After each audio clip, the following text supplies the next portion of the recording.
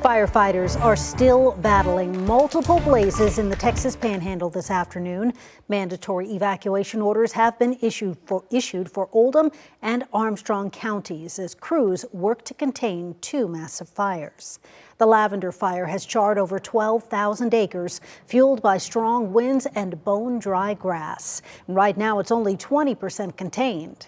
Farther east, the 8-Ball fire is about 50% contained with 13,000 acres burned. Those flames are moving quickly toward near rural communities and highways. And these new fires are flaring up near the same ground scorched by the Smokehouse Creek fire 2 years ago. Our sister station in Dallas spoke with families who lost everything back then, and many tell us they're still rebuilding their land, their herds, and their sense of peace. It was horrible. Even now, when pictures, of reminders pop up on our phones and we see them, it just brings all that rushing back. So even the smell of smoke now just kind of puts you on edge.